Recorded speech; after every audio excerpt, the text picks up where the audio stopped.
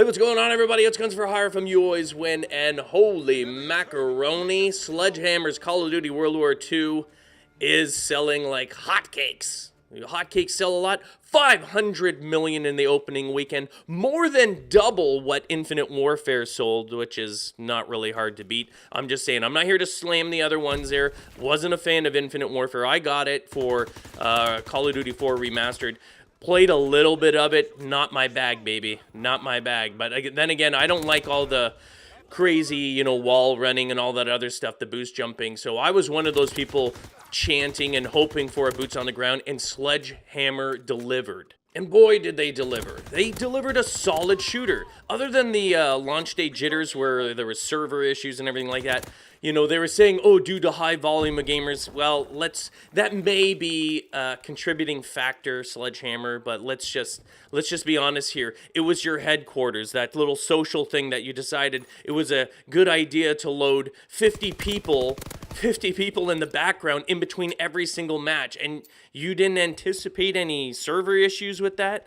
I mean, it's hard enough to get a lag-free game when you've just got 12, 6 and 6. They're like, you know what, let's throw another 50 in the background with the 12 in your lobby. What could possibly go wrong?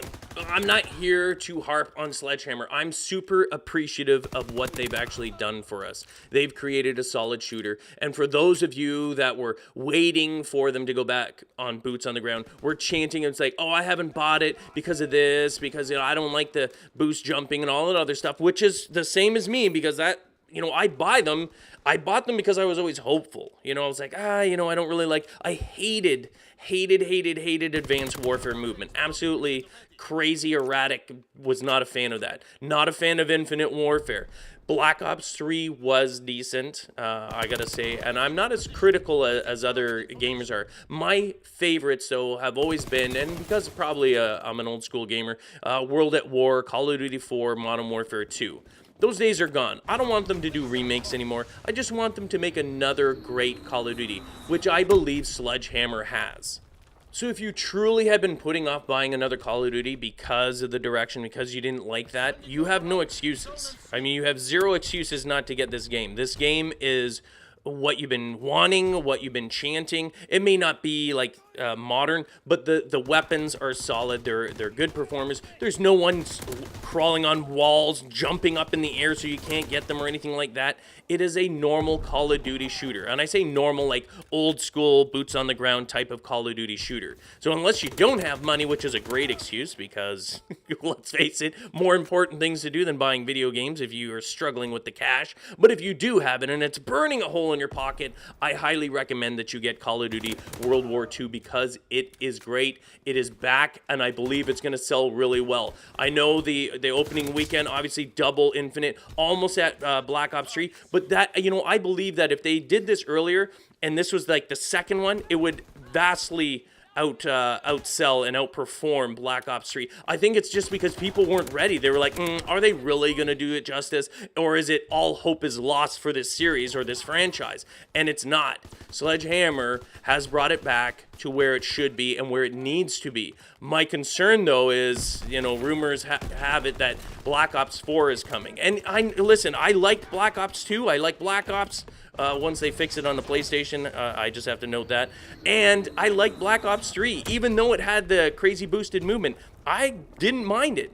But I do want it to go back to more modern warfare. Vietnam, current day, I don't care any of that stuff. No future, I don't care. It doesn't need to be another World War II shooter, even though I'm absolutely loving this.